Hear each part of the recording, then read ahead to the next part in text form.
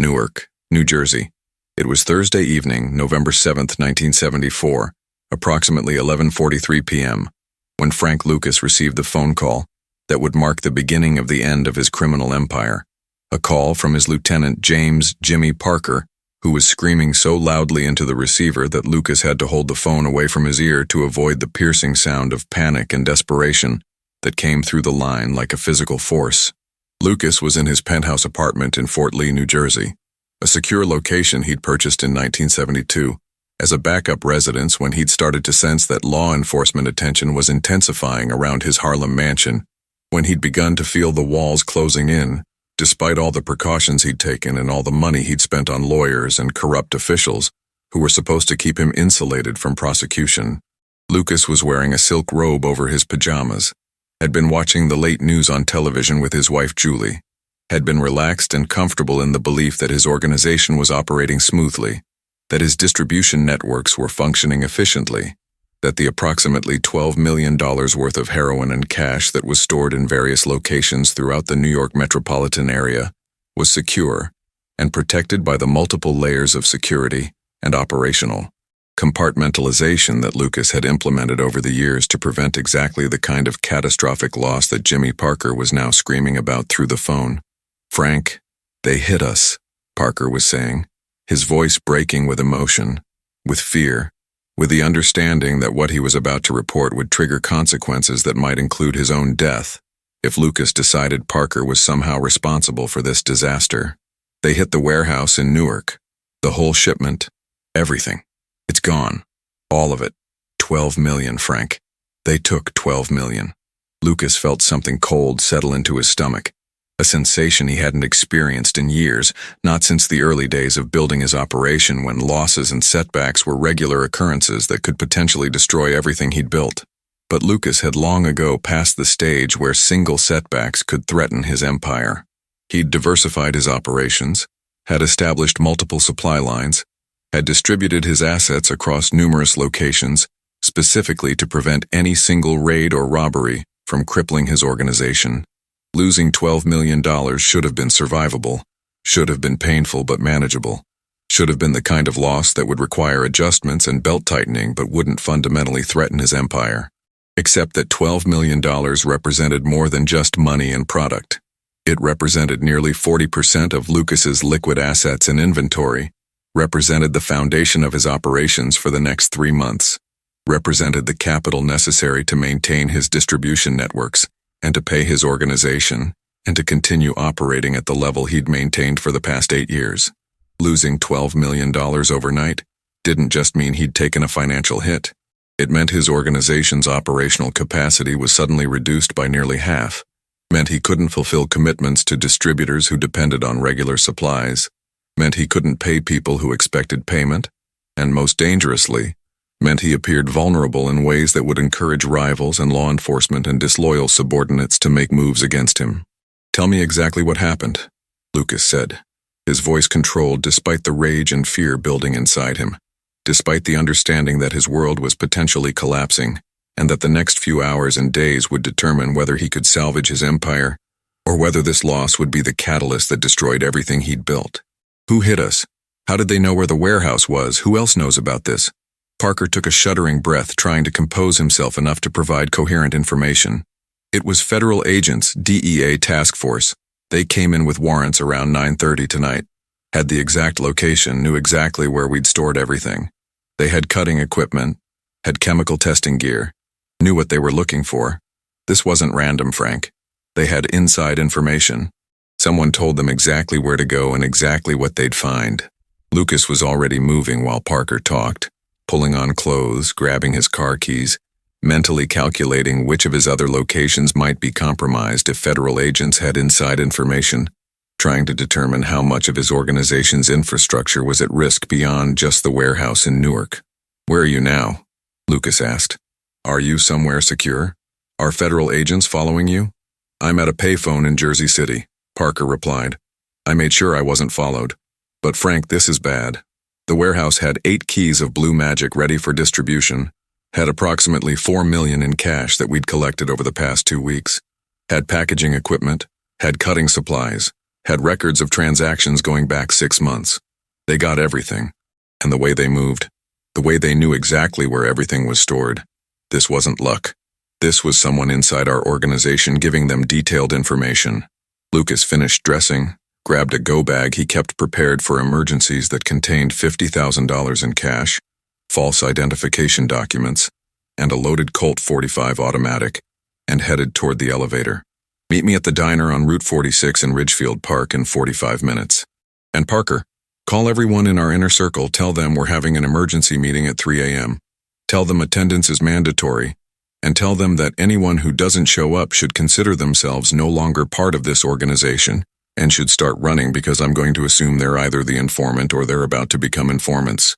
Lucas drove through the dark New Jersey streets toward Ridgefield Park, his mind racing through the implications of this disaster, calculating the cascading consequences that would follow from losing $12 million and having a major distribution facility raided by federal agents. The immediate problem was operational. Lucas had approximately 25 distributors throughout New York, New Jersey, Pennsylvania, and Connecticut, who were expecting regular shipments of Blue Magic heroin, shipments that Lucas could no longer provide because the product they were waiting for had just been seized by federal agents. Those distributors would need to find alternative suppliers if Lucas couldn't deliver, would start working with competitors, would potentially take their customer networks with them, permanently damaging Lucas's market share. The second problem was financial. Lucas had approximately 200 people on his payroll, everyone from street-level dealers to enforcers to administrators who handled money counting and record keeping. Those people expected regular payment, expected compensation for their work and for the risks they took operating in an illegal enterprise. If Lucas couldn't pay them, some would quit and find other employment. Others would become disloyal, would potentially provide information to law enforcement in exchange for reduced charges if they were arrested. The loyalty that Lucas had built over years of paying people reliably and protecting them from prosecution would evaporate quickly if people believed the organization was failing and that Lucas could no longer protect them or compensate them adequately. The third problem was perception. Criminal enterprises operated partly on reputation, on the belief that the organization was powerful and successful and untouchable. Lucas had spent years cultivating an image of invincibility, had demonstrated through his lavish lifestyle and his ability to avoid prosecution that he was smarter than law enforcement and more powerful than competitors. But losing $12 million overnight and having a major facility raided by federal agents damaged that image dramatically. Rivals would see this as an opportunity to move against Lucas while he was weakened. Law enforcement would see it as confirmation that their investigation was succeeding, that Lucas was vulnerable, that intensifying pressure might finally bring down an operator who'd evaded prosecution for nearly a decade. And the fourth problem, the most dangerous problem, was the informant. Someone inside Lucas's organization had provided federal agents with detailed information about the Newark warehouse, information that should have been known only to Lucas's most trusted lieutenants. That meant Lucas had a traitor in his inner circle, someone who'd decided that cooperation with law enforcement was preferable to continued loyalty to Lucas, someone who probably had information about other facilities and operations, and who would continue providing information until either Lucas identified and eliminated them, or until federal agents had enough evidence to indict Lucas and destroy his organization completely. Lucas arrived at the diner in Ridgefield Park at 12:35 a.m. I found Jimmy Parker sitting in a back booth looking like he'd aged 10 years in the past 3 hours, his face pale and sweaty despite the cold November night, his hands shaking as he drank coffee that was probably his 5th or 6th cup of the evening. Lucas slid into the booth across from Parker and spoke in a voice barely above a whisper, forcing Parker to lean forward to hear him. Walk me through everything that happened tonight, every detail, every person who knew about the warehouse, every conversation you had about it in the past week, every shipment that went in or out, every visitor, everything. And Jimmy, if I find out you're the informant, if I discover you had anything to do with this, you're not going to live long enough to testify against me. You understand? Parker nodded frantically, understanding that his life depended on convincing Lucas of his loyalty and his innocence. Frank, I swear on my children I had nothing to do with this. I've been with you for 6 years. I've made more money working for you than I could make anywhere else. Why would I destroy that? Why would I risk everything by becoming an informant? Because federal agents offered you a deal, Lucas said coldly. Because they threatened to prosecute you and send you to prison for 20 years unless you cooperated. Because they showed you evidence they'd collected and convinced you that I was going down regardless, and that your only chance to avoid prison was to give them information they could use against me. That's why people become informants, Jimmy. Not because they're evil, but because they're scared, and they convince themselves that betraying their organization is the only rational choice. Parker was sweating more heavily now, understanding that Lucas genuinely suspected him, that his life was potentially in danger regardless of his actual innocence. Frank, I didn't inform. I'll take a polygraph. I'll do whatever you need to prove my loyalty. Just tell me what you want me to do. Lucas studied Parker's face for a long moment, looking for signs of deception, for the tells that indicated someone was lying, for the fear that went beyond normal nervousness into the specific terror of someone who knew they'd been caught. But Parker seemed genuinely frightened and confused rather than guilty, seemed more concerned about convincing Lucas of his innocence than about protecting himself from prosecution. That didn't prove Parker was innocent, but it suggested that if Parker was the informant, he was a better actor than Lucas gave him credit for being.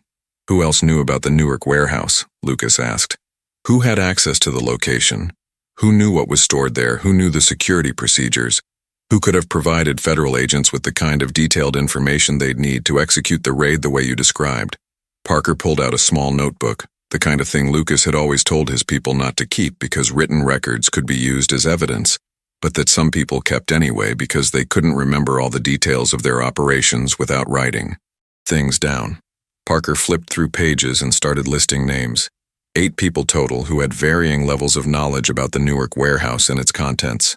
The list included Red Turner, Lucas's longtime enforcer who'd been with him since the late 1960s, and who Lucas trusted more than almost anyone in his organization.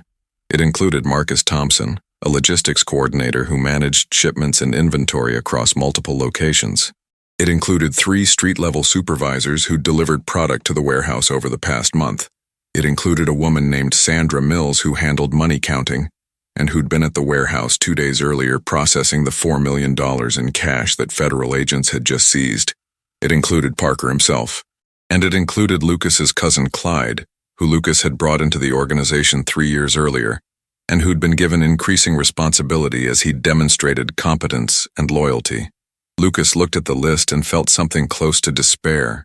8 people, any of whom could be the informant, any of whom had enough information to damage his organization substantially, any of whom might already be cooperating with federal agents and providing information about other locations and operations. How did you identify a traitor when you had 8 suspects and limited time to investigate before federal agents executed more raids? How did you maintain an organization when you couldn't trust the people closest to you, when the bonds of loyalty you'd cultivated for years might already be broken? Set up the meeting for 3 a.m., Lucas said finally. Make sure everyone on that list attends. And Jimmy, if you are the informant, if you've been playing me this whole time, know that I'll find out eventually. Maybe not tonight, maybe not next week, but eventually federal agents will slip up and reveal their source, or you'll make a mistake that exposes you, and when that happens, there's no place far enough away that you can run where I won't find you. You understand? By 3:15 a.m. On Friday, November 8, 1974, 7 of the 8 people on Parker's list were assembled in the basement of a house Lucas owned in Paterson, New Jersey, a location that was supposedly secure and unknown to law enforcement, though Lucas was now questioning whether any location was truly secure, given that someone had compromised the Newark warehouse. The only person missing from the meeting was Red Turner, who couldn't be reached by phone and whose absence immediately made him Lucas's primary suspect despite their long history together, and despite Lucas's reluctance to believe that someone he'd trusted for so many years could betray him. Lucas stood at the head of the table and looked at the 6 people assembled, people who'd worked for him for years, who'd made substantial money from their association with his organization, who should have been loyal if loyalty meant anything in the criminal underworld. But Lucas understood that loyalty was always conditional, was always dependent on people believing that remaining loyal served their interests better than betraying the organization. And once people started believing that cooperation with law enforcement was the safer or more profitable option, loyalty evaporated quickly. We lost $12 million tonight, Lucas said, his voice carrying that quiet intensity that made everyone in the room pay attention. Federal agents raided our Newark warehouse, seized 8 keys of product and $4 million in cash, took our equipment and our records, and they did this with inside information from someone in this organization. Someone in this room, or someone close to the people in this room, decided to become an informant, decided that cooperating with federal agents was preferable to maintaining loyalty to an organization that's made them wealthy and protected them from prosecution for years. Lucas paused, watching faces, looking for reactions, for signs of guilt or fear or the kind of relief that indicated someone knew they weren't the primary suspect. Now I'm going to give whoever the informant is one chance to admit what they've done, to explain why they did it, and to provide me with complete information about what they've told federal agents and what other operations might be compromised. If the informant comes forward now, I promise they'll live. They'll never work in this city again. They'll have to leave New York permanently, but they'll live. But if I have to identify the informant through investigation, if I have to spend time and resources hunting down the traitor, then when I find them, and I will find them, they're not going to survive the week. The room was silent. Everyone looked at everyone else, wondering who the informant was, whether they were sitting next to a traitor, whether their own careers and freedom were at risk because someone had decided to cooperate with law enforcement. No one admitted anything. No one came forward with a confession. Either the informant wasn't in the room, or they had enough self-control to maintain their cover despite Lucas's threat. Lucas spent the next 4 hours interrogating each person individually, asking detailed questions about their movements over the past week, about who they'd talked to, about whether federal agents had approached them, about whether they'd noticed anything suspicious or unusual that might indicate surveillance or investigation. Most people seemed genuinely confused and frightened, seemed to have no idea who the informant might be, seemed worried that Lucas might decide they were the traitor despite their innocence. But Marcus Thompson, the logistics coordinator, showed signs of stress that went beyond normal nervousness. His answers were too precise, too carefully worded. His body language suggested someone who was terrified of making a mistake that would expose him. And when Lucas asked Thompson directly whether federal agents had approached him, Thompson hesitated for just a fraction of a second before denying it, a momentary pause that suggested he was considering how to answer rather than immediately denying something that wasn't true. Lucas made a decision based on instinct and experience rather than on definitive proof. Marcus, I think you're the informant. I think federal agents approached you, probably threatened you with prosecution, probably showed you evidence they'd collected, and convinced you that cooperating was your only option. And I think you've been providing them with information for weeks or maybe months. Information that led to tonight's raid, and that's probably going to lead to more raids if I don't stop you. Thompson's face went pale. His hands started shaking and he opened his mouth to deny the accusation, but nothing came out. His voice failed him at the critical moment when a strong denial might have saved him. And that failure, that inability to immediately and emphatically deny what Lucas was accusing him of, was confirmation enough for Lucas. Get him out of here, Lucas said to Jimmy Parker. Take him somewhere secure, somewhere he can't communicate with anyone, and keep him there until I decide what to do with him. And Marcus, you'd better start thinking about everything you've told federal agents, because that's the only thing that might keep you alive. If you tell me everything, if you give me complete information about what operations are compromised and what evidence they have, I might let you live. But if you hold anything back, if you try to protect yourself by lying to me, you're going to die badly. Parker and 2 other men escorted Thompson out of the basement, and Lucas dismissed the rest of the people at the meeting, telling them to go home and stay available for further instructions and to not do anything, or contact anyone until he'd figured out how to respond to this crisis. Then Lucas sat alone in the basement for approximately 30 minutes, thinking through the implications of Thompson being the informant, calculating what Thompson knew and what he'd probably told federal agents, trying to determine how much of his organization was compromised and how much could be salvaged. If Thompson had been cooperating with federal agents for weeks, which seemed likely given how much detailed information they'd had about the Newark warehouse, then Thompson had probably provided information about multiple locations and operations.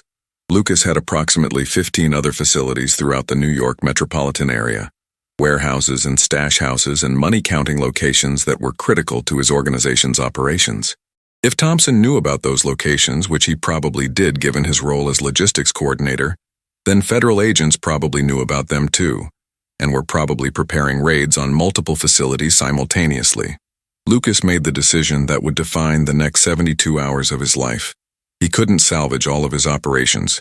He couldn't protect all of his assets. He couldn't prevent federal agents from executing raids on facilities they already knew about. But he could try to minimize the damage, could evacuate the most critical locations, could move product and cash to new locations that Thompson didn't know about, could potentially save enough of his organization's infrastructure to continue operating at a reduced level until he could rebuild. Lucas spent the rest of that night and all of Friday making phone calls, ordering people to evacuate specific locations, to move product and cash to temporary storage, to destroy records that could be used as evidence, to prepare for the possibility that federal agents would raid multiple facilities over the next few days. It was controlled chaos, the kind of emergency response that organizations conduct when they know they're under attack, and when every hour might make the difference between survival and destruction. By Friday evening, Lucas had managed to evacuate 7 locations before federal agents could raid them, had moved approximately $6 million in product and cash to new storage facilities, had destroyed records that would have provided evidence for prosecution, had taken steps that would hopefully minimize the damage from Thompson's cooperation. But the cost of this emergency response was enormous. Lucas had to abandon rental agreements on multiple properties, losing security deposits and creating legal complications. He had to use emergency transportation that was expensive and risky. He had to trust people he didn't normally trust with sensitive information, expanding the circle of people who knew about his operations and increasing the risk of additional security breaches. Saturday morning, November 9, 1974, federal agents executed simultaneous raids on 11 locations associated with Frank Lucas's organization. They found 4 locations that still contained product and money, seizing approximately $3 million in additional assets. But they found 7 locations that had been evacuated, where recent evidence of activity was obvious, but where no product or cash remained, where records had been destroyed, and where any evidence that might have been present had been removed before the raids. The partial success of Lucas's evacuation efforts frustrated federal investigators, but also confirmed what they'd suspected, that Frank Lucas had an intelligence capability that allowed him to anticipate law enforcement actions, that his organization was sophisticated enough to conduct emergency responses efficiently, and that bringing down Lucas would require more than just raids and seizures, would require building a comprehensive case that included testimony from multiple informants and that targeted Lucas personally rather than just his organization's assets. Marcus Thompson never went to trial. His body was found in a junkyard in Newark on Sunday, November 10th, shot twice in the back of the head, execution style, a message to anyone else in Lucas's organization who might be considering cooperation with law enforcement. The murder investigation went nowhere. No one claimed to have seen anything. No evidence connected anyone to the killing. Thompson simply became another statistic, another unsolved homicide in a city that had plenty of unsolved homicides, another person who'd made the mistake of crossing Frank Lucas and who'd paid the ultimate price for that mistake. The total damage from that terrible 48-hour period in November 1974 was approximately $15 million in seized assets and lost infrastructure, roughly 45% of Lucas's operational capacity. The organization survived, but barely. Lucas had to reduce operations substantially, had to lay off people he couldn't afford to pay, had to consolidate his distribution network, had to accept that his empire had been significantly damaged and that rebuilding would be difficult and time-consuming. More importantly, Lucas understood that the federal investigation was closing in, that law enforcement had informants and evidence, and that they were systematically dismantling his organization piece by piece. The mansion in Harlem, the penthouse in Fort Lee, the luxury cars and expensive jewelry, all of these symbols of success that had seemed so important just days earlier, now felt like liabilities, like visible targets that made Lucas conspicuous, and that reminded federal agents why they were investing so much resources into bringing him down. Frank Lucas lost $12 million overnight in November 1974, and his empire shook. Not fatally, not immediately, but enough to mark the beginning of the end, enough to demonstrate that invincibility was an illusion, enough to show that even the most sophisticated criminal organization could be infiltrated and damaged by determined law enforcement. The raids in November were just the beginning, Federal agents would continue building their case through 1975, would eventually arrest Lucas in January 1975, would prosecute him successfully and send him to prison for decades. But in November 1974, when Lucas was scrambling to salvage what he could from the wreckage of his organization, when he was executing Marcus Thompson and evacuating facilities and trying desperately to minimize the damage, he was fighting a losing battle against inevitable consequences. The empire he'd built over 8 years was collapsing, not all at once, not dramatically, but gradually and inexorably, like a building with compromised structural integrity that looks solid from the outside but that's slowly crumbling from within. The $12 million he lost overnight was just money, just assets that could theoretically be replaced if Lucas had enough time and resources. But the real loss was intangible, the loss of invincibility, the loss of the belief that Lucas was too smart and too careful to be caught, the loss of the confidence that had made people loyal and that had kept rivals from challenging him. Once that intangible quality was gone, once people started believing that Frank Lucas was vulnerable and that his organization was failing, the collapse became self-fulfilling. People left. Rivals moved in. Law enforcement intensified their investigation. And the empire that had seemed so solid just weeks earlier began disintegrating. Frank Lucas would later say that November 1974 was when he knew it was over, when he understood that federal agents had finally accumulated enough information and enough evidence to destroy his organization, regardless of how much money he spent on lawyers or how many precautions he took.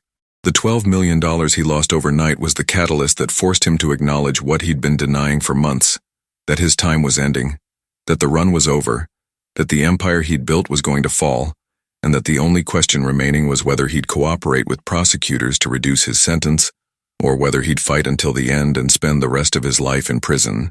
The empire shook in November 1974, and it would fall completely just months later, and Frank Lucas, who'd seemed untouchable just a year earlier, would end up as another cautionary tale about how criminal empires always eventually collapse, how no one stays on top forever, and how the higher you climb, the harder and more devastating the fall becomes when gravity finally catches up with you.